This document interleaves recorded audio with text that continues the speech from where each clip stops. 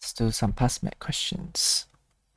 A 36-year-old woman presents with a 6-week history of a painful wrist. On examination, pain over the radial aspect of the wrist is elicited by forced adduction and flexion of the thumb. It's the Quavian tenosynovitis. The Quavian tenosynovitis occurs due to inflammation of the tendons of the lateral aspect of the wrist and thumb. Fingerstein test can be used to make the diagnosis. The hand should be deviated medially rapidly. If sharp pain occurs along the distal radius, the decurrent tenosynovitis is likely. Decurrent tenosynovitis is a common condition in which the sheath containing the extensor pollicis brevis and abductor pollicis longus tendons are inflamed. It typically affects females aged 30 to 50 years old. Features: pain on the radial side of the wrist, tenderness over the radial styloid process. Abduction of the thumb against resistance is painful. Fingerstein's test: the examiner pulls the thumb of the patient in ulnar deviation and longitudinal traction. In a patient with tenosynovitis, this action causes pain over the radial styloid process and along the length of the extensor pollicis brevis and abductor pollicis longus. Management: analgesia, steroid injection, immobilization with a thumb splint, spica may be effective. Surgical treatment is sometimes required. Next question. A 33-year-old female presents to her GP as she missed her Noriday pill, Progestogen only pill, this morning and is unsure what to do. She normally takes the pill at around 9 a.m. and it's now 12:30. What advice should be given? Take missed pill as soon as possible and advise condom use until pill taking re-established for 48 hours. Take missed pill as soon as possible and omit pill break at the end of the pack. Take missed pill as soon as possible, no further action needed. Oh no. The answer is take missed pill as soon as possible and advise condom use until pill taking re-established for 48 hours. So here are some notes on progestogen only pill, the missed pill. The missed pill rules for progestogen only pill are simpler than those used for combined oral contraceptive pill, but it is important not to confuse the two. Traditional progestogen only pill: Micronor, Noriday, Norgestrone, Femulin. If less than 3 hours late, no action required, continue as normal. If more than 3 hours late, more than 27 hours since last pill was taken, action needed, see below. Cerazette, desogestrel. If less than 12 hours late, no action required, continue as normal. If more than 12 hours late, i.e. more than 36 hours since the last pill was taken, action needed, see below. Action required if needed: take the missed pill as soon as possible. If more than one pill has been missed, just take one pill. Take the next pill at the usual time, which may mean taking 2 pills in one day. Continue with the rest of the pack. Extra precautions: for example, condoms should be used until pill taking has re-established for 48 hours. So it's less forgiving than COCP, I think. If you are already 3 hours late, then you need to take condoms you need to use condoms for 48 hours. That's a traditional one, like Noriday, Norgestrone, Femulin, and Micronor. Unless it's a newer one, desogestrel, then it's a 12-hour leeway. Okay, next question. POP guidelines. An obese 48-year-old man presents with lethargy and polydipsia. What is the minimum HbA1c that could be diagnostic of type 2 diabetes mellitus? Wait again. Obese 48-year-old man presents with lethargy and polydipsia. Okay, sounds like maybe type 2 DM. What's the minimum HbA1c that would be diagnostic of type 2 DMO? Okay, I think it's 6.5%. I think it's 6.5%. Or is it 7%? 6.5%. Let's go. Yes, 6.5% is correct. Diabetes mellitus, HbA1c 48 millimole per mole, 6.5% or greater is now diagnostic. WHO 2011. So over here, there's a diagram. 6.5, 5.9. Okay. So type 2 diabetes diagnosis. The diagnosis of type 2 diabetes can be made by either a plasma glucose or HbA1c sample. Diagnostic criteria may vary according to whether the patient is symptomatic, polyuria, polydyspepsia, etc. or not. If the patient is symptomatic, fasting glucose greater than or equal to 7, random glucose greater than or equal to 11.1 after 75 gram oral glucose tolerance test. If the patient is asymptomatic, the above criteria apply but must be demonstrated on 2 separate occasions. Diagram showing the spectrum. So we got pre-diabetes is from 6 to 6.5. Right. Or fasting glucose of 6.1 to 6.9. So don't confuse fasting glucose of 7 and HbA1c of 7%. HbA1c threshold for diagnosis is 6.5%. Fasting glucose threshold for diagnosis is 7 millimole per liter. In 2011, WHO released supplementary guidance on HbA1c on the diagnosis of diabetes. A HbA1c of greater than or equal to 48 or 6.5% is diagnostic of diabetes mellitus. A HbA1c value of less than 48 does not exclude diabetes. It is not as sensitive as fasting samples for detecting diabetes. In patients without symptoms, the test must be repeated to confirm the diagnosis. It should be remembered that misleading HbA1c results can be caused by increased red cell turnover. And these are conditions where HbA1c may not be used for diagnosis. For example, they have hemoglobinopathies, hemolytic anemia, untreated iron deficiency anemia, suspected GI, gestational diabetes, children, HIV, chronic kidney disease, people taking medications that may cause hyperglycemia, for example, corticosteroids. Impaired fasting glucose and impaired glucose tolerance. Impaired fasting glucose greater than or equal to 6.1 but less than 7 implies impaired fasting glucose. Okay. Impaired glucose tolerance is defined as fasting plasma glucose less than 7 and OGTT 2-hour value greater than or equal to 7.8 but less than 11.1. Okay. Diabetes UK suggests people with impaired fasting glucose should then be offered oral glucose tolerance test to rule out the diagnosis of diabetes. A result of below 11.1 but above 7.8 indicates that the person doesn't have diabetes but have impaired glucose tolerance. Okay, next question. A 45-year-old male man comes to see you recent as his recent blood tests have shown a total cholesterol of 6.2 millimoles per liter. You ask him to come in so that you can discuss this further. You calculate his Q-risk score to be 23%.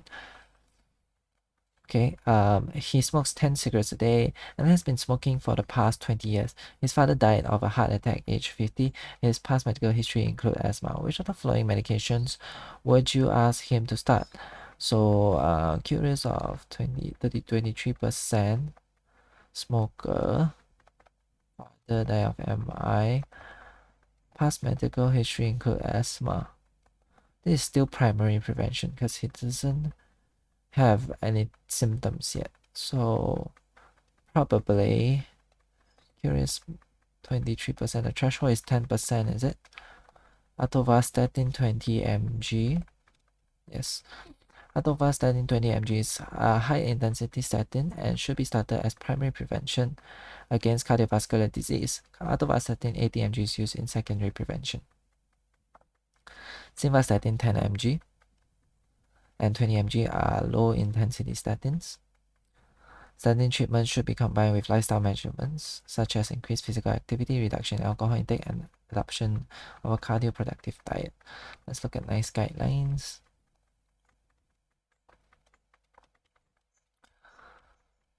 Go to the main page. Is there any summary tables available? No summary tables available. So we go to the flow chart, cardiovascular disease prevention. And over here,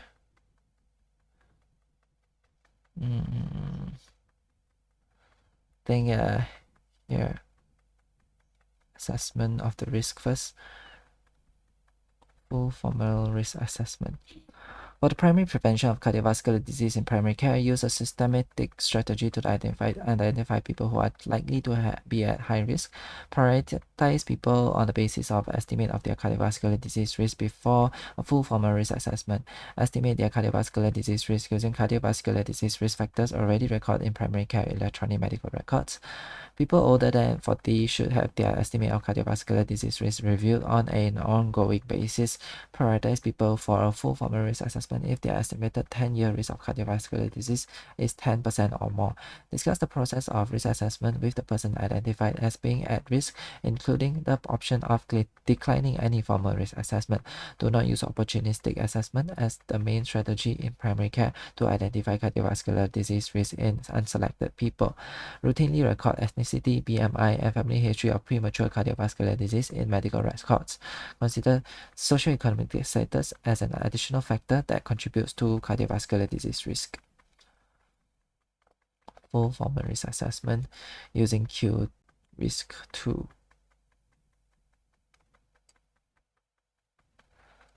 Rational, a full formal risk assessment for adults who have been identified to have an estimated increased risk of cardiovascular disease is the most accurate method of detecting prevention strategies, of targeting prevention strategies to improve clinical outcomes. Curis 2 is the recommended formal risk assessment tool to assess cardiovascular disease risk for the primary prevention of cardiovascular disease in people up to and including the age of 84 years. Curis 2 is an online assessment tool for estimating the 10-year risk of having a cardiovascular event in people who do not already have heart disease.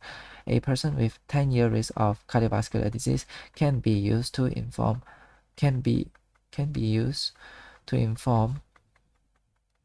a person's 10-year risk of cardiovascular disease can be used to inform treatment decisions such as lifestyle advice or drug treatment. Adults aged 85 years and over, and those with existing cardiovascular disease, for example, type 1 diabetes, chronic kidney disease, or familial hypercholesterolemia, should be considered to be at increased risk of cardiovascular events without using Curis 2. So type 1 diabetes, chronic kidney disease, familial hypercholesterolemia. To watch out for that. Okay, consider to be at increased risk of CVD events without using Curis 2. For these people, full formal assessment with Curis 2 does not provide any additional information and could underestimate their risk of cardiovascular disease, leading to inappropriate treatment. Information support. So remember type 1 CKD, type 1 DM, CKD, and also familial hypercholesterolemia don't need to use Curis 2, they're already at high risk. Okay.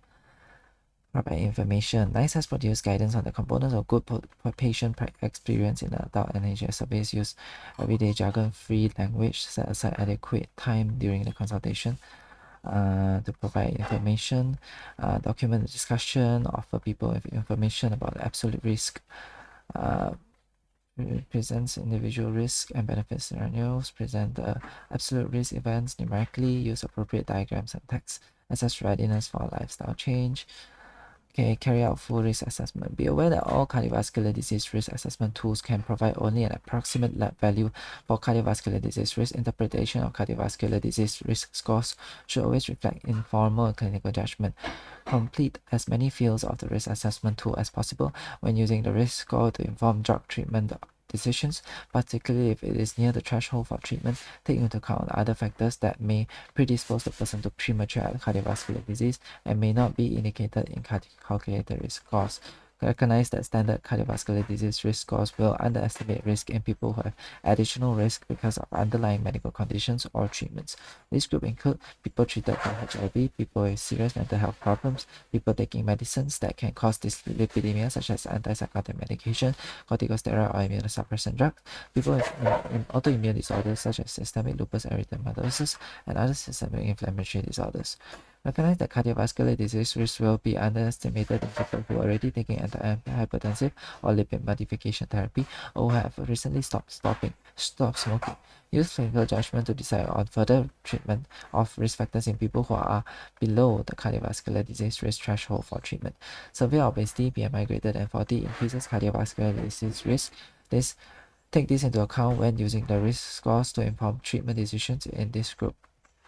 Consider people aged 85 or older to be an increased risk of cardiovascular disease because of age alone, particularly people who smoke or have raised blood pressure. Using a risk assessment tool. Using a risk tool assessment tool to assess cardiovascular disease risk for the primary prevention of cardiovascular disease in people up to and including 84 years.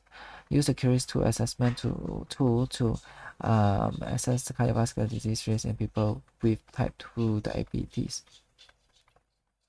So type 2 diabetes, use Curis tool. When not to use the the risk assessment tool. Do not use risk assessment tool to assess cardiovascular disease in people with type 1 diabetes. The primary prevention for advice on treatment with statins for people with type 1 diabetes. Do not use a risk assessment tool to assess cardiovascular risk in people with estimated GFR less than 60 or albuminuria. These people are at increased risk of cardiovascular disease. See primary prevention for advice on treatment with statins for people with chronic kidney disease. People on renal replacement therapy are outside the scope of this guidance. Do not use risk assessment tool for people with pre-existing cardiovascular disease. Do not use a risk assessment tool for people who are at high risk of developing cardiovascular disease because of familial hypercholesterolemia. So familial hypercholesterolemia, chronic kidney disease, and type 1 diabetes don't use Curis tool. Lipid measurement. Measure the total and HDL, high density lipoprotein cholesterol, to achieve the best estimate of cardiovascular disease risk. Before starting lipid modification therapy for primary prevention of cardiovascular disease, take at least one lipid sample to measure the full lipid profile. This should include measurement of total cholesterol, HDL cholesterol, non-HDL cholesterol, and triglyceride concentrations. A fasting sample is not needed. Use the clinical findings, lipid profile, and family history to judge. Clinical findings, lipid profile, family history to judge the likelihood of a familial lipid disorder rather than the use of strict lipid cutoff values alone. Consider the possibility of familial hypercholesterolemia and investigate as described in NICE pathway on familial hypercholesterolemia. If they have a total cholesterol concentration of more than 7.5 millimoles per liter and a family history of premature coronary heart disease.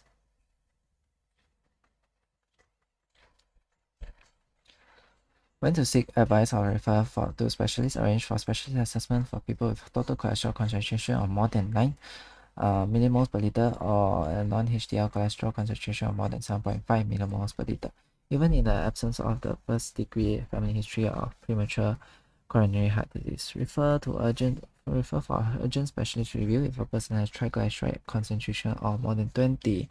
That is not a result of excess alcohol or poor glycemic control. In people with triglyceride concentration between 10 and 20, repeat the triglyceride management with a fasting test after an interval of 5 days but within 2 weeks, and review the potential secondary causes of hyperlipidemia and seek specialized advice if the triglyceride concentration remains above 10.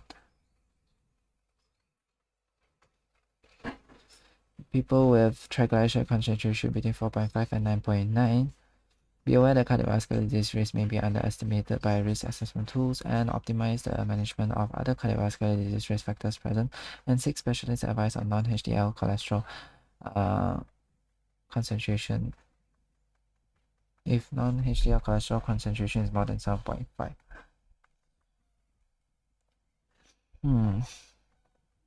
Excludes possible common secondary causes of dyslipidemia such as excess alcohol, uncontrolled diabetes, hypothyroidism, liver disease, and nephrotic syndrome before referring to specialist review.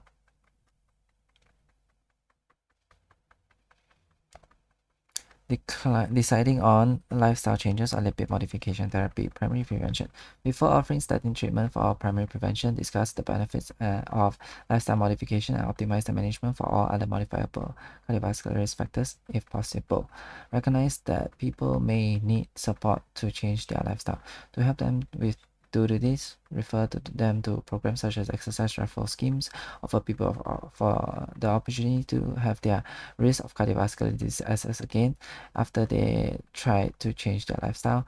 If lifestyle modification is ineffective or inappropriate, offer statin treatment after risk assessment. Secondary prevention. Do not delay statin treatment in secondary prevention to manage modifiable risk factors. If a person has acute coronary syndrome, do not delay statin treatment. Take a lipid sample on admission and about 3 months after the start of treatment. Lipid modification therapy. Before offering treatment, be aware that when deciding on lipid modification therapy for the prevention of cardiovascular disease, drugs are preferred for which there is evidence in clinical trials of a beneficial effect on cardiovascular disease morbidity and mortality. The decision whether to start statin therapy should be made after an informed decision between the clinician and the person about the risks and benefits of statin treatment, taking into account additional factors such as potential benefits from lifestyle modifications, informed patient's preference, comorbidities, polypharmacy, general frailty, and life expectancy. NICE has also produced a patient decision aid to support discussions about statin therapy to reduce the risk of coronary heart disease and stroke. When a decision is made to prescribe a statin, use a statin of high intensity. See information on grouping of statin in the table below and low acquisition cost. Before starting statin treatment, perform baseline blood tests and clinical assessment and treat comorbidities and secondary causes of dyslipidemia, including all of the following of the assessment: smoking status, alcohol consumption, blood pressure, BMI or other measure of obesity, total cholesterol, non-HDL cholesterol, HDL cholesterol, triglycerides, HbA1c, renal function, estimated glomerular filtration rate, transaminase level, alanine aminotransferase or aspartate aminotransferase, ALT or AST, thyroid-stimulating hormones. C, investigating suspected thyroid dysfunction and enlargement. Before offering a statin, ask the person if they had persistent generalized and unexplained muscle pain, whether associated or not with previous lipid-lowering therapy, if they have measured creatinine kinase levels. If creatinine kinase levels are more than 5 times the upper limit of normal, remeasure creatinine kinase after 7 days. If creatinine kinase levels still 5 times above the upper limit of normal, do not start statin treatment. If creatinine kinase levels are raised but less than 5 times the upper limit of normal, start statin treatment at a lower dose.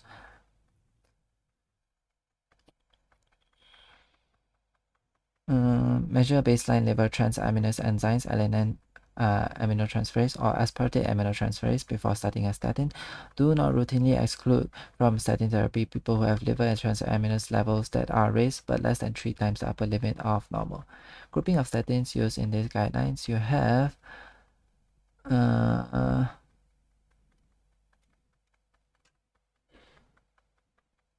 reduction in low density lipoprotein cholesterol. So atorvastatin and rosuvastatin are more effective. Rosuvastatin is strongest, atorvastatin is second strongest, simvastatin is third, pravastatin fourth, fulvastatin is the weakest. A is 20 to 30% is low intensity. So simvastatin 10 mg is low intensity. 31 to 40% is medium intensity. So atorvastatin 10 mg is medium intensity. Above 40% is high intensity. So atorvastatin 20 mg is high intensity. And the advice from the MHRA, there is an increased risk of myopathy associated with high dose 80 mg simvastatin. The 80 mg dose should be considered only in patients with severe hypercholesterolemia and high risk of cardiovascular complications who have not achieved their treatment goals, or lower doses when the benefits are expected to outweigh the potential risks.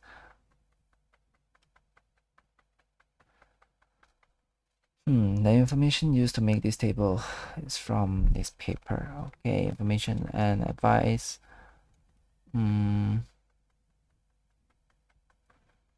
Advise people who are being treated with a statin that other drugs, some foods, for example grapefruit juice, and some supplements may interfere with statins, and to always consult the patient information leaflet, a pharmacist or prescriber for advice when starting other drugs or thinking about taking supplements.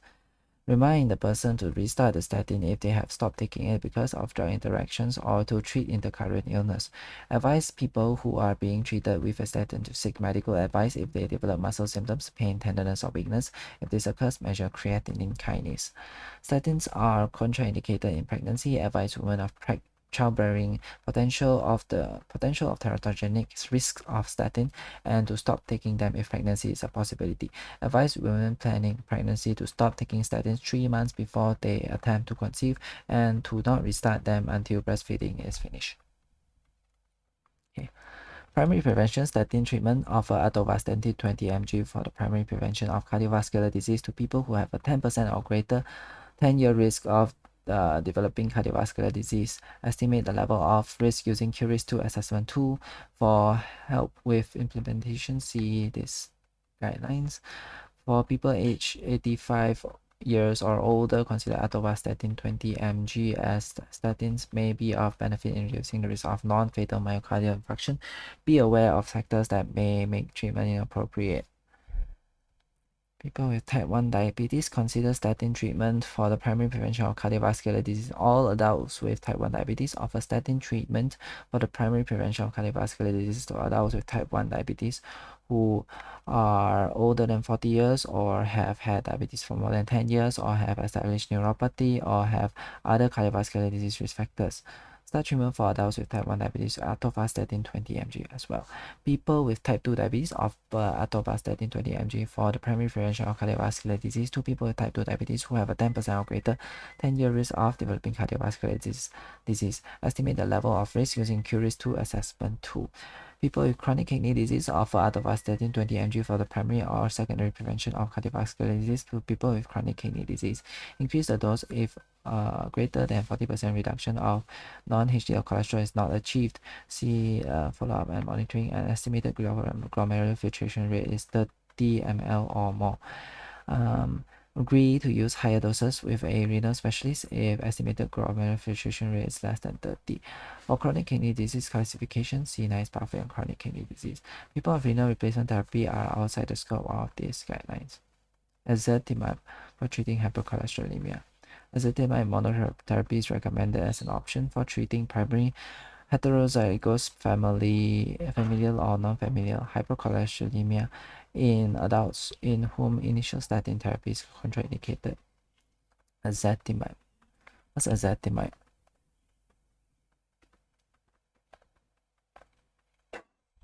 Ezetimibe. Let's see. Ezetimibe, clinical therapeutic indication, primary hypercholesterolemia, prevention of cardiovascular events, homozygous familial hypercholesterolemia. Pharmacodynamic, it is other lipid modifying agent. Mechanism of action, ezetimibe is a new class of lipid or lowering compounds that selectively inhibit the intestinal absorption of cholesterol and related plant sterols. Ezetimibe is orally active and have a mechanism of action that differs from other classes of cholesterol reducing compounds, for example statins, bile acid sequestrants, resins, fibric acid derivatives, and plant stanols. The molecular target of ezetimibe is the sterol transporter Niemann-Pick C1-like, which is responsible for the intestinal uptake of cholesterol and phytosterols. Ezetimibe localizes at the brush border of the small intestine and inhibits the absorption of cholesterol, leading to a decrease in the delivery of intestinal cholesterol to the liver. Statins reduce cholesterol synthesis in the liver, and together these distinct mechanisms provide complementary cholesterol reduction. A 2-week clinical study in 18 hypercholesterolemic patients, ezetimibe inhibit intestinal cholesterol absorption by 54% compared with placebo. Pharmacodynamic effects. A series of preclinical studies were performed to determine the selectivity of ezetimibe for inhibiting cholesterol absorption. Ezetimibe inhibited the absorption of C14 cholesterol with no effect on the absorption of triglycerides, fatty acids, bile acids, progesterone, ethinyl estradiol, or fat-soluble vitamins A and D. Epidemiologic studies have established that cardiovascular morbidity and mortality vary directly with the level of total cholesterol and LDL cholesterol, and inversely with the HDL cholesterol. Administration of ezetimibe with a statin is effective in reducing the risk of cardiovascular events in people with coronary heart disease and acute coronary syndrome event history. Okay, so it prevents absorption of lipids in the intestines.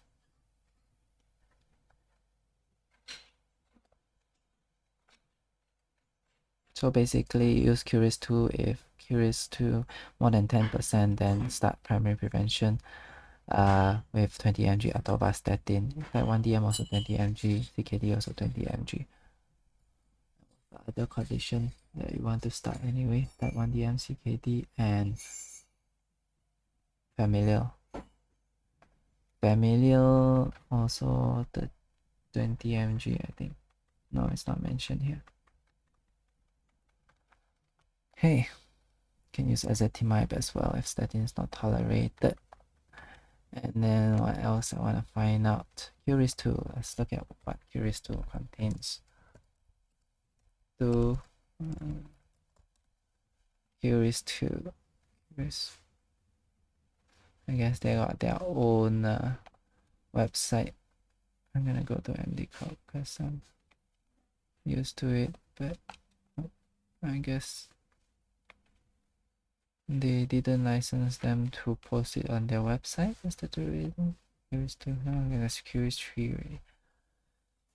Curious 2, you have age, you have sex, you have ethnicity, postcode, smoking status, diabetes status, angina or heart attack. In first degree relative, chronic kidney disease, atrial fibrillation, on blood pressure treatment, rheumatoid arthritis, cholesterol, systolic blood pressure, BMI. Okay. So these are the parameters. Next question. A 43-year-old lady has undergone a total thyroidectomy for multinodular goiter. You are called to see her because of respiratory distress on examination. She has a marked stridor. Her wound seems healthy, but there's a swelling within the operative site. Stridor means upper airway obstruction. What is the most likely explanation for this problem? Swelling. So the edema caused partial obstruction of the larynx. Is it? Wait, when was her surgery?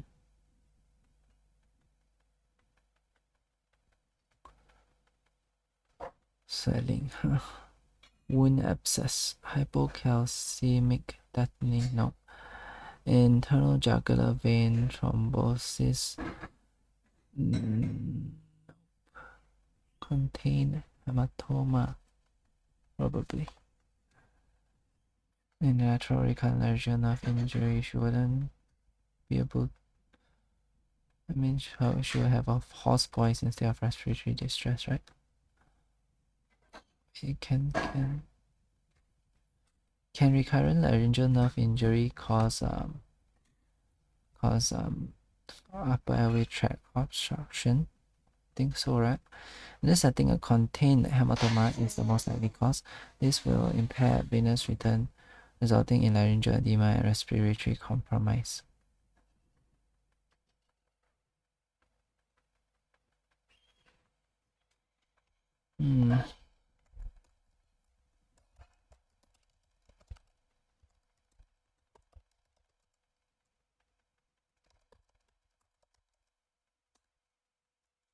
Damage to laryngeal nerve can result in loss of voice, obstruction to breathing.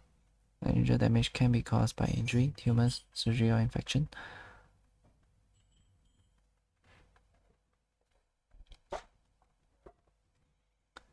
Because you see, air comes out here. If it's damaged, your voice box might be closed like this. Unilateral paralysis is still okay, but bilateral paralysis, and you'll close up the airways. It'll probably stop you from breathing as well. Alright, next question. A 29-year-old woman presents with dysuria and frequency 4 weeks after giving birth. Sounds like UTI, the antenatal period. Wait, dysuria and frequency. Okay, sounds like UTI. The antenatal period and delivery were unremarkable. She is exclusively breastfeeding her child at the current time, although no examinations are unremarkable, and she's apyrexial. Urine district shows blood positive, protein plus, leukocytes 3+, and nitrates positive. What's the most appropriate management? So She already gave birth. The usual treatment is nitrofurantoin or trimethoprim. I don't know which one cannot use in breastfeeding. Which one cannot use in breastfeeding? Nitrofurantoin is not even an option, so let me just try trimethoprim. And trimethoprim is the correct answer. Trimethoprim in breastfeeding is considered safe to use. Trimethoprim is considered safe to use in breastfeeding. What about nitrofurantoin? Breastfeeding contraindications. The major breastfeeding contraindications tested in exam related to drugs. See below. Other contraindications are not include galactosemia, viral infections. It is controversial with respect to HIV in the developing world. This is because there is such an increased infant mortality and morbidity associated with bottle feeding that some doctors think the benefits outweigh the risks of HIV transmission. Okay, drug contraindications. The following drugs can be given to mothers who are breastfeeding. Can be given. Okay, these are drugs that can be given: antibiotics, penicillin, cephalosporin, trimethoprim. Nitrofurantoin is not listed here, huh? Endocrine glucocorticoids avoid high doses, levothyroxine, okay. Epilepsy, sodium valproate is okay. Carbamazepine is okay. Oh, okay, that's cool. Asthma, salbutamol is okay. Theophylline is okay. Psychiatric drug, TCAs are okay. The antipsychotics are okay with 2 stars. Hypertension, beta blockers, hydralazine, okay. Anticoagulants, warfarin, heparin. Warfarin is okay for breastfeeding, huh? Okay. Heparin is okay. Digoxin is okay. The following drugs should be avoided: antibiotics, ciprofloxacin, tetracycline, chlorphenicol, sulfonamides. Psychiatric drugs include lithium, benzodiazepines. I can't remember all these. Sulfonylureas and metadone. Okay. What about nitrofurantoin?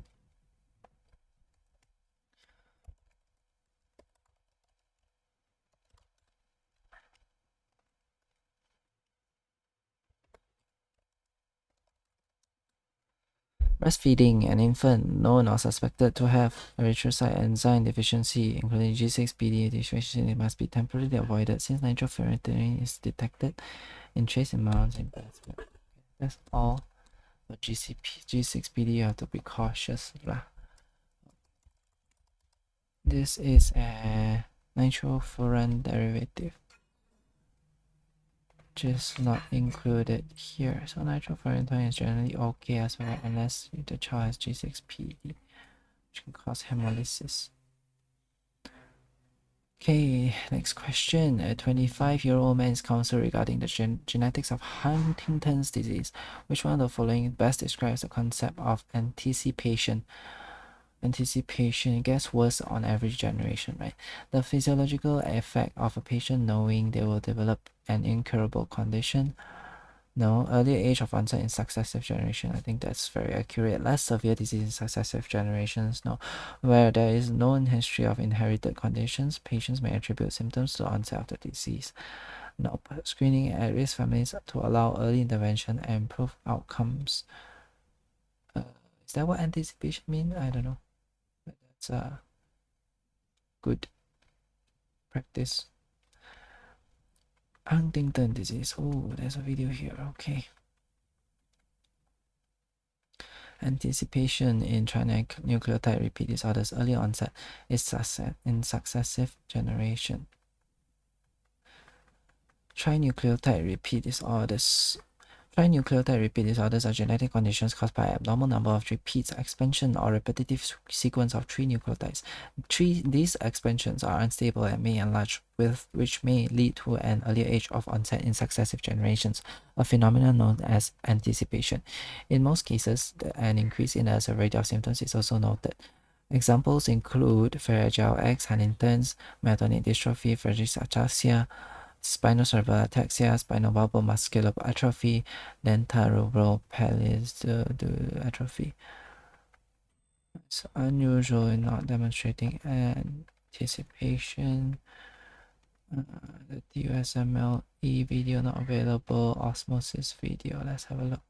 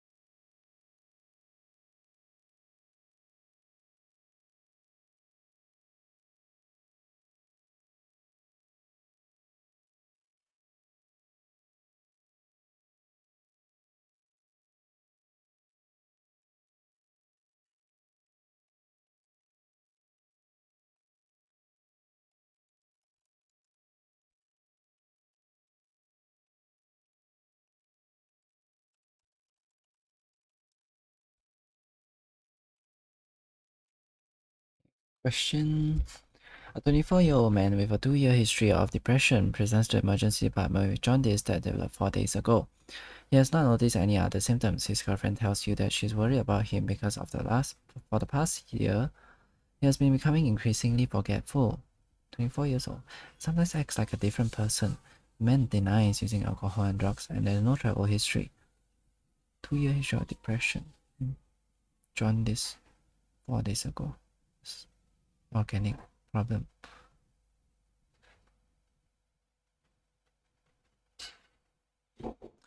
Bloods. I think there's something to do. One of them, the copper or iron stores. I think copper stores affects the brain more. And also should affect pancreas, liver, maybe. Bloods are taken. Bilirubin is high. ALP is high. ALT is high. Albumin is normal. All of the flowing, which is most likely to reveal the diagnosis. Copper studies. Wilson's. Yeah. A combination of liver and neurological disease points towards Wilson disease. This man is displaying elements of both liver disease, jaundice, hepatocellular LFTs, and neuropsychiatric disease, depression, dementia, behavioral change, tremor. This should prompt the consideration of Wilson's disease, which would be tested for with copper studies, including serum copper, serum ceruloplasmin, and urine copper. The other options would test for conditions that would explain facets of his presentation, but not all. A psychiatric evaluation may help explore the man's depression, dementia, and behavioral change. However, it's important to rule out organic disease first, particularly given that he is jaundice. Iron studies would test for hemochromatosis. This condition would cause liver disease, although it would be of a more chronic nature. Hemochromatosis would also affect other systems, including joints, the pancreas, the skin. It also would not explain the neuropsychiatric symptoms. Hepatitis serology would be a useful part of the workup for acute jaundice. However, it would only explain the man's jaundice, and so it's not the most diagnostic investigation. A brain MRI would not help establish the cause of this man's jaundice. So here you have a video of Wilson's disease.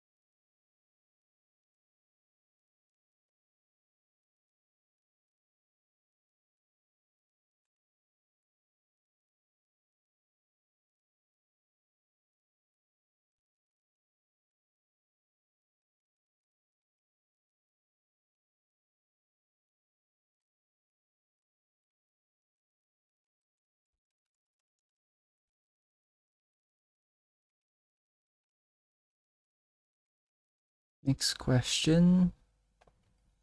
A 25-year-old male visits his GP, presents with a possibility of contracting HIV. He remembers one specific night, which happens exactly 4 weeks ago, where he had unprotected sex with several men. He developed a fever and had severe muscle aches shortly afterwards.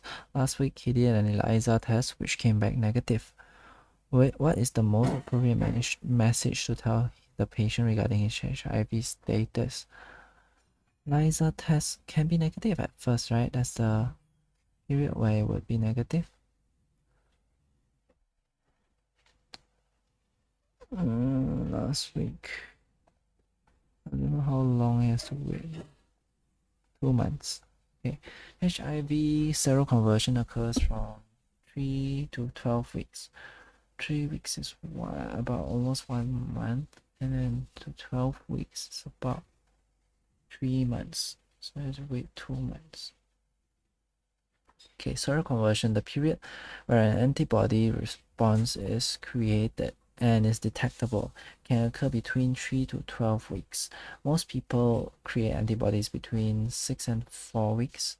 However, even if patients take the ELISA test and receive a negative result, they are recommended to redo the test 3 months after exposure to confirm they are HIV free.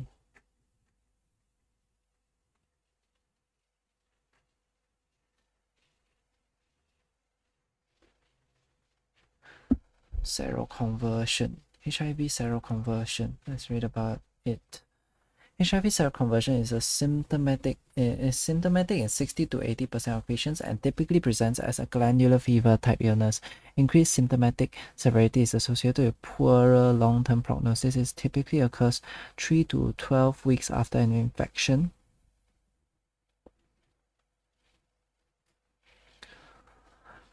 Features include sore throat, lymphadenopathy, malaise, myalgia, arthralgia, diarrhea, maculopapular rash, mouth ulcers, rarely meningoencephalitis.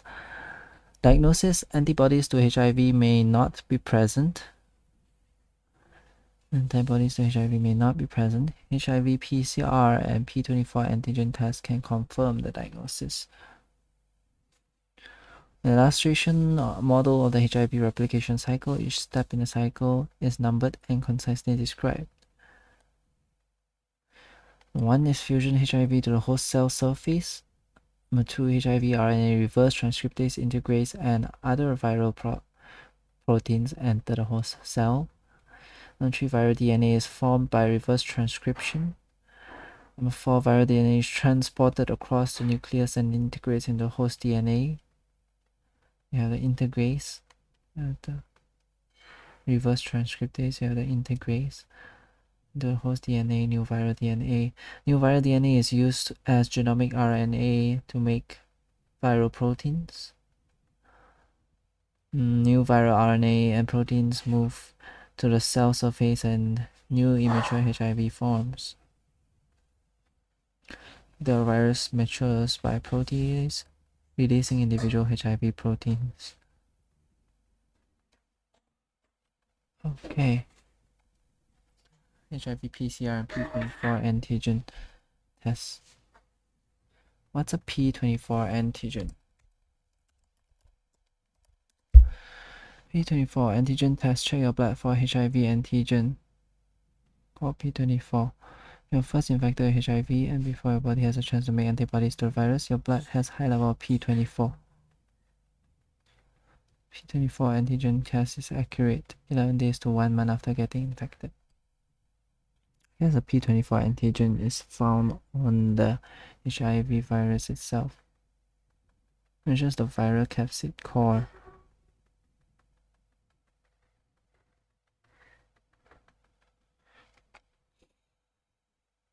PCR is gold standard.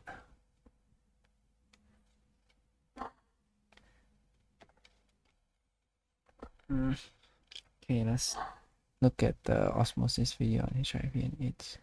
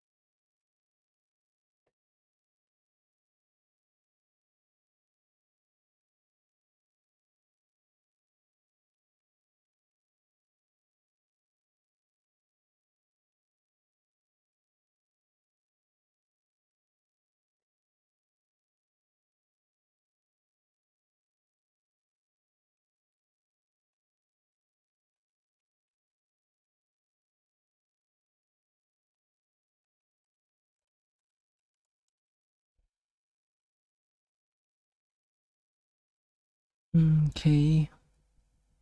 Seroconversion typically occurs 3 to 12 weeks after infection. Seroconversion symptoms: your sore throat, lymphadenopathy, malaise, myalgia, arthralgia, diarrhea, maculopapular rash, mouth ulcers, rarely meningoencephalitis. Flu-like symptoms are sore throat, lymphadenopathy, malaise, myalgia, arthralgia, diarrhea.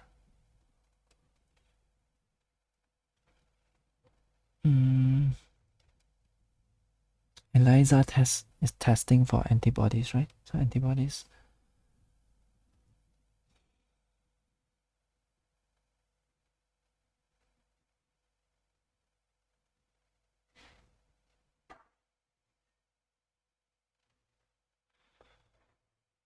Between 4 and 6 weeks, you will produce antibodies.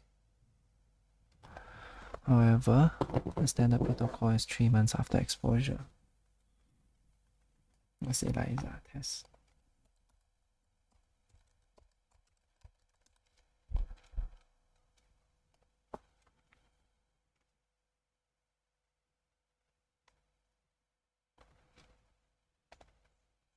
Capture antibody, target antigen.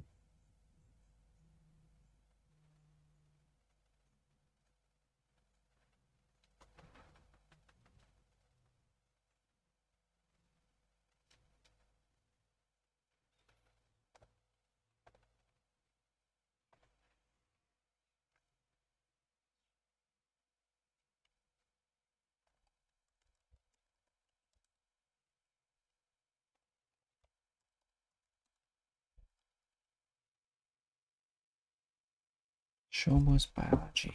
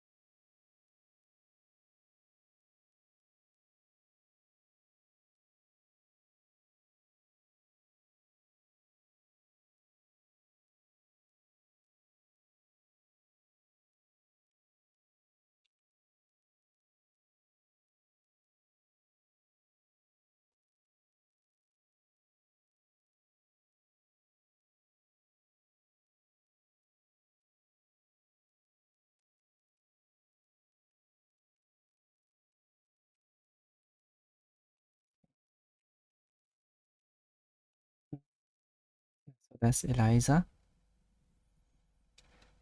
Next question. The last question now.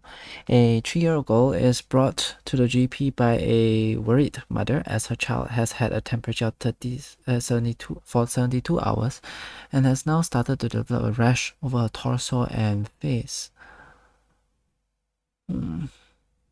She describes the rash as forming in clusters. The girl is not eating much but is drinking well and has no changes to her urinary or bowel output. She has no significant medical history and her immunizations are up to date. No one else in the family has been unwell recently, but the mom does inform you that her daughter has recently started attending nursery and a few of other children have had a similar rash. Chickenpox. On examination, temperature 38.8, scab lesions on the left cheek, erythematous vesicles on the trunk. Which of the following is the most appropriate management for this child? 38.8 degrees Celsius. She's having a secondary infection on top of the chickenpox, is it? How do you treat chickenpox? Cyclovir? Ibuprofen, that's for pain relief. Can you use it for chickenpox? Flucloxacillin is for staphylococcus.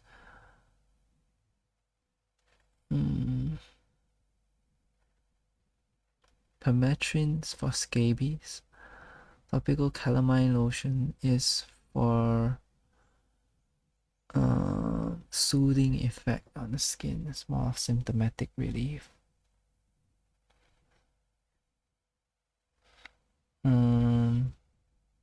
We already had a temperature for 72 hours. Is acyclovir still indicated? And does she need flucloxacillin because we're afraid of secondary infection? Let's say acyclovir. The answer is topical calamine lotion. Wow. Okay.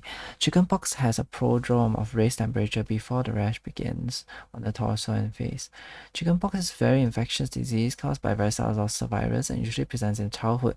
It's a classic description of the increased temperature for 2 days before developing clusters of erythematous vesicles, predominantly affecting the torso and face. Children are infectious until all spots have scabbed over and should be kept home from nursery or school until this point. Management is through supportive measures including calamine lotion to soothe the itch and paracetamol to control the fever. Acyclovir is considered in immunodeficiency children who are at particular risk of developing complications such as pneumonia and meningitis. Permethrin is a treatment for scabies, which predominantly affects the web spaces of the fingers. Flucloxacillin is advised for bacterial superinfections on top of the chickenpox. Ibuprofen should be provided in chickenpox as there is should be avoided in chickenpox as there's an associated risk between use of NSAIDs and the development of necrotizing fasciitis.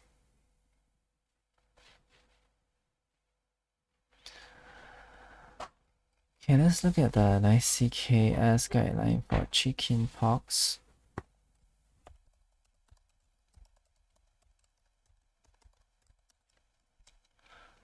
Need to change my location.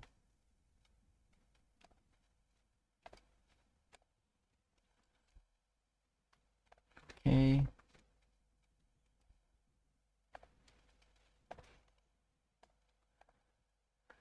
Chickenpox summary. Chickenpox is an acute disease predominantly occurring in childhood is caused by varicella zoster virus, characterized by vascular rash, often fever and malaise. Up to 90% of susceptible contacts develop the disease. Transmissions by personal contact or droplet spread with an incubation of 1 to 3 weeks. Chickenpox, I thought it's airborne. Droplet spread. With an incubation of 1 to 3 weeks, chickenpox is infections from 1 to 2 days before the rash appears until the vesicles are dry or have crusted over, usually about 5 days after the onset of rash. The virus persists in sensory nerve ganglia in the dorsal root. Years later, it can reactivate and cause herpes zoster. Chickenpox is usually self-limiting disease in healthy children. Complications include bacterial skin infection, most common in young children, lung involvement, more common in adults, in pregnancy, severe maternal chickenpox, and fetal varicella syndrome In later pregnancy, varicella can result in neonatal chickenpox infection in immunocompromised people, severe disseminated chickenpox with varicella pneumonia, encephalitis, hepatitis, and hemorrhagic complications. The clinical features of chickenpox include prodromal symptoms such as nausea, myalgia, anorexia, headache, general malaise, and loss of appetite. Small erythematous macules which appear on the scalp, face, trunk, and proximal limbs and progress over 12 to 14 hours to papules, clear vesicles which are intensely itchy, and pustules. Vesicles can also occur in the palms and soles and mucous membranes with painful and shallow oral or genital ulcers. Vesicles appear in crops. Crusting occurs usually within 5 days, and crusts fall off over 1 to 2 weeks. Laboratory tests are rarely required in primary care for treatment of symptoms. The following can be considered: paracetamol, topical calamine lotion, and chlorphenamine. Avoid in certain groups, for example, pregnant breastfeeding women as children and children less than 1 year of age. Chlorphenamine is an antihistamine, right? Chlorphenamine.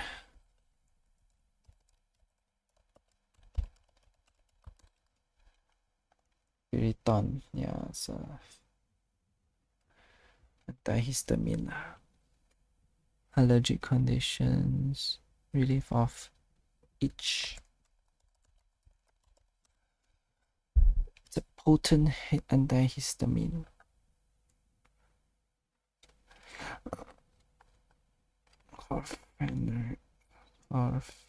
Chlorphenamine. If serious complications such as pneumonia, encephalitis, or dehydration are suspected, admission to hospital should be arranged. Seek immediate specialist advice if a pregnant woman or neonate or immunocompromised person is infected. Urgent specialist advice is also required for breastfeeding women regarding whether she should continue to breastfeed and whether the baby requires treatment to minimize the risk of complications. Acyclovir can be considered for an immunocompetent adult or adolescent aged 14 years or older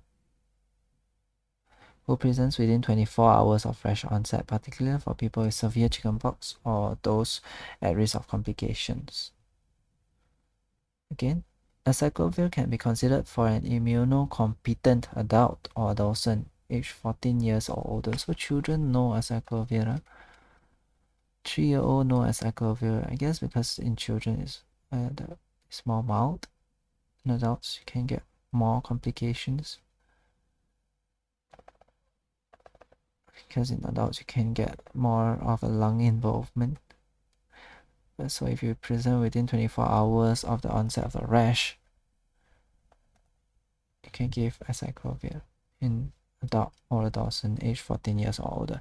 Advice should be given about contact with other people who and when to seek medical advice. Okay, so scenario: pregnant woman, breastfeeding woman, immunocompromised, exposure to chickenpox, neonate, child or adult.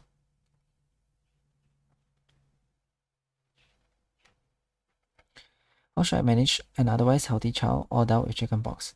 If serious complications such as pneumonia, encephalitis, or dehydration are suspected, admitted to hospital, consider prescribing oral acyclovir 800 mg 5 times a day for 7 days for an immunocompetent adult or adolescent aged 14 years or older with chickenpox who presents within 24 hours of fresh onset, particularly for people with severe chickenpox or those at increased risk of complications such as smokers.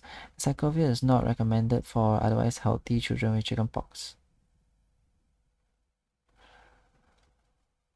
Offer symptomatic treatment. Give advice about contact with other people. Yeah, symptomatic treatment. We'll read that later. Give advice about contact with other people who and when to seek medical advice. If the person develops a high temperature, particularly after initial improvement with redness and pain surrounding the chickenpox lesion, consider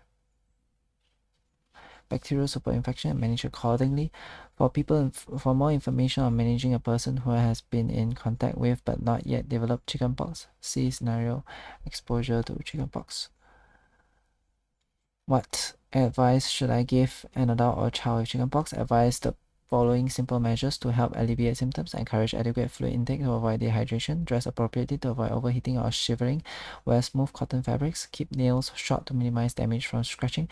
Advise that most infectious periods is 1 to 2 days before the rash appears, but infectivity continues until all the lesions are dry and have crusted over, usually about 5 days after the onset of the rash.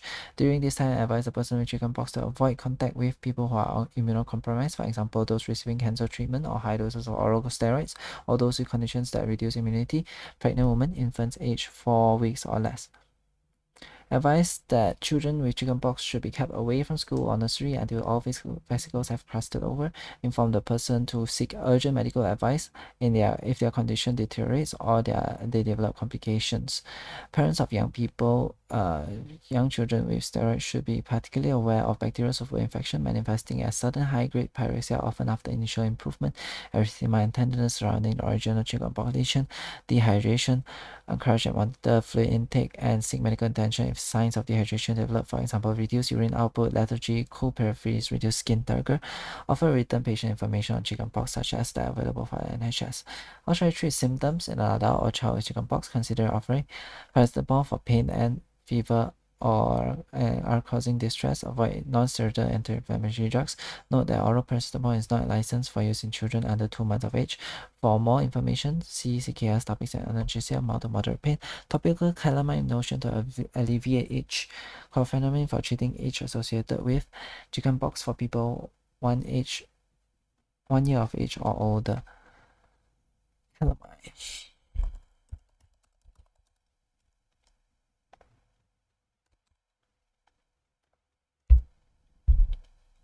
Calamine for relief of symptoms, mild sunburn or other minor skin conditions. Mild astringent action. What's astringent?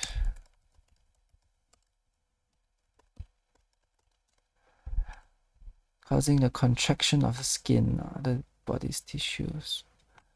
Mild astringent action on the skin and is used as a dusting powder, cream, lotion, or ointment in a variety of skin conditions. Zinc oxide has mildly antiseptic action and has a mild astringent, has soothing and protective properties. Okay. Then let's look at the other scenarios. Let's say someone who exposed to chickenpox. Okay. How should I assess someone who has been in contact with chickenpox? For all people with history of exposure to chickenpox, especially the diagnosis of chickenpox in contact is certain, the exposure was significant enough to put the person at risk of infection, the person had chickenpox in the past, the person has increased risk of complications of chickenpox, for example, pregnant women, immunocompromised people, and neonates. Significant exposure takes into account the type of varicella zoster infection in the index case. Exposure is significant if the person had contact with chickenpox, disseminated zoster, immunocompetent people with exposed lesions, for example, ophthalmic zoster, immunosuppressed people with localized zoster on any part of the body because this group may have increased viral shedding. The timing of exposure in relation to the rash onset in the index case. Exposure is significant if the person was in contact with chickenpox from 48 hours before onset of rash to crusting of lesions, disseminated zoster from 48 hours before onset of rash to crusting of lesions, localized zoster day of onset of rash until crusting of lesions, closeness and duration of contact. Exposure is significant if it is through maternal or neonatal contact, continuous home contact in the same room, for example, house or classroom for 15 minutes or more, or contact on large open wards, particularly pediatric wards. Face-to-face contact, for example, having a conversation. How should I manage a child or adult who has been exposed to chickenpox?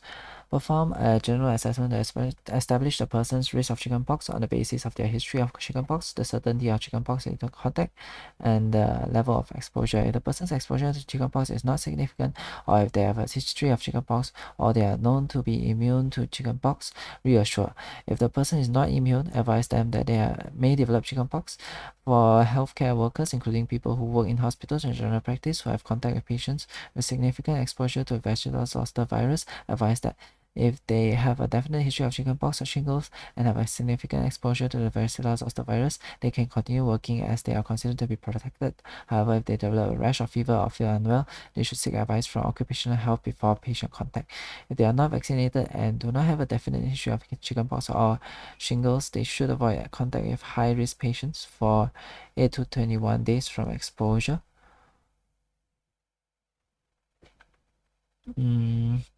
Or contact their occupational health department if they develop a fever or rash or feel unwell. Try to manage a pregnant woman exposed to chickenpox. Neonate, immunocompromised.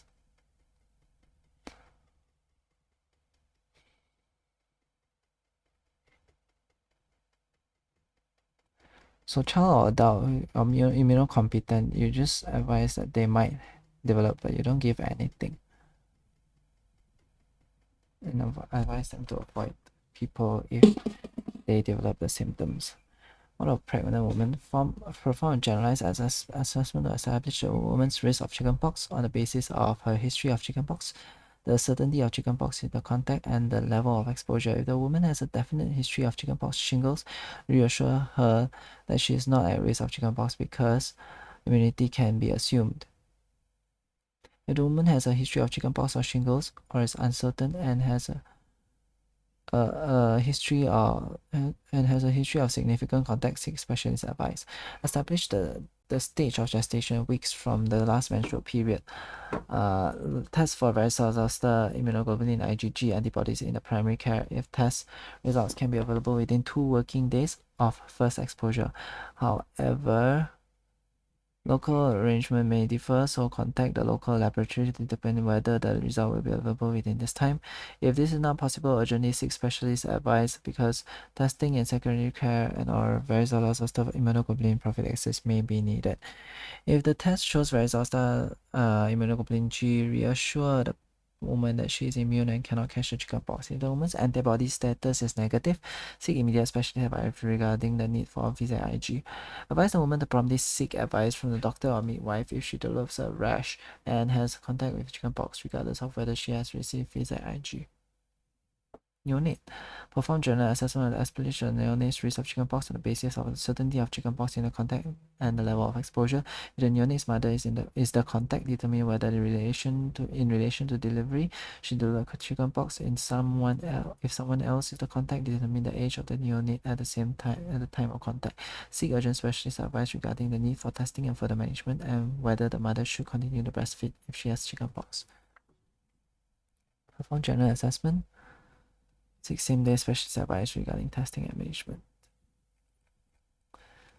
Okay, immunocompromised.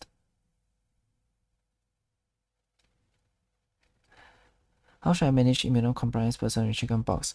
Admit the person to hospital with serious complications, for example, pneumonia and encephalitis is suspected. If hospital admission not required, seek immediate specialist advice regarding confirming the diagnosis of chickenpox and further management. Offer symptomatic treatment, give advice about contact with other people, and when to seek medical advice. If a high temperature develops, particularly after initial improvement with redness, pain, and surrounding chickenpox lesions, consider bacterial superinfection and manage accordingly. For advice on how to manage an immunocompromised person who has been exposed to but not yet developed chickenpox, see exposure to chickenpox. What advice should I give immunocompromised person with chickenpox? Advise the following simple measures to alleviate symptoms. Encourage adequate fluid intake to avoid dehydration. Dress appropriately to avoid overheating or shivering. Wear smooth cotton fabrics. Keep nails short and minimize damage from scratching. Advise that the most infectious period is usually 1 to 2 days before rash appears, but infectivity continues until the lesions have crusted over. This may be prolonged in immunocompromised people. During this time, advise the person with chickenpox to avoid contact with other people who are immunocompromised, for example, those receiving cancer treatment, high dose of oral corticosteroids, or those with conditions that reduce immunity. Pregnant women, infants aged 4 weeks or less. Advise the children with chickenpox should be kept away from school or nursery until all vesicles have crusted over. Inform the person to seek urgent medical advice if their condition deteriorates or they have developed complications. Parents of young children with chickenpox should be particularly aware of bacterial superinfection, dehydration. How should I treat symptoms in an immunocompromised person? Consider offering paracetamol if pain or fever are causing distress. Avoid NSAIDs. Note that oral paracetamol is not licensed for use in children under 2 months of age. For more information, C9CKS, topical calamine, chlorpheniramine, Only IVIG.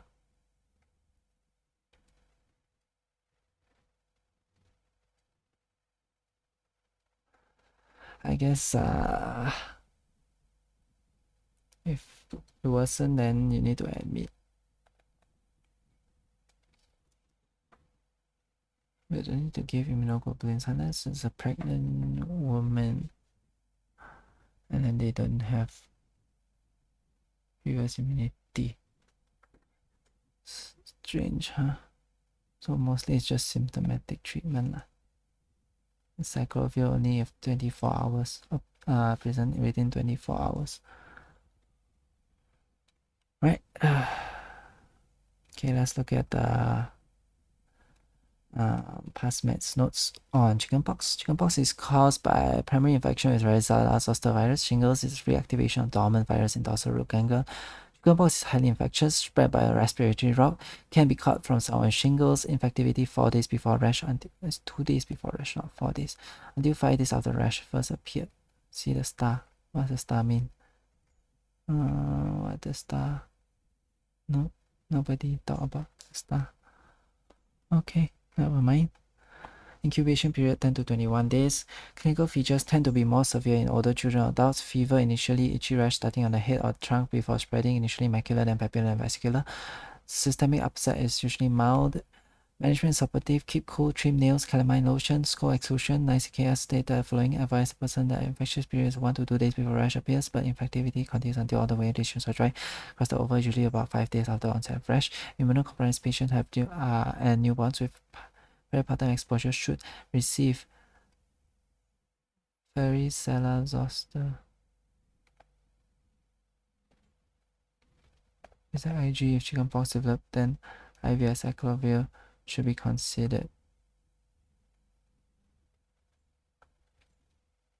Really, I went through 9CKs and I didn't see this for immunocompromised patients.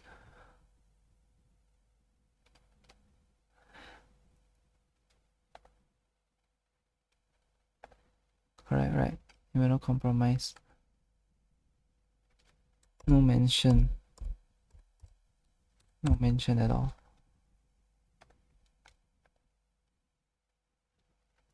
A common complication is secondary bacterial infection of lesions. NSAIDs may increase the risk. Whilst this commonly may manifest as single infected lesion, small area of cellulitis, a small number of patients, invasive group A strep, soft tissue infections may occur, resulting in necrotizing fasciitis. Rare complications include pneumonia, encephalitis, disseminated hemorrhagic chickenpox. Arthritis, nephritis, and pancreatitis may be rarely seen. Chest X-ray showing miliary opacities. Secondary to heal varicella pneumonia, multiple tiny calcific miliary opacities noted throughout both lungs. These are uniform size and dense, suggesting calcification. There is no focal lung parenchyma mass or cavitating lesion seen. The appearance are characteristic of heal varicella zoster pneumonia. That's all. That's 10 questions. See you in the next one.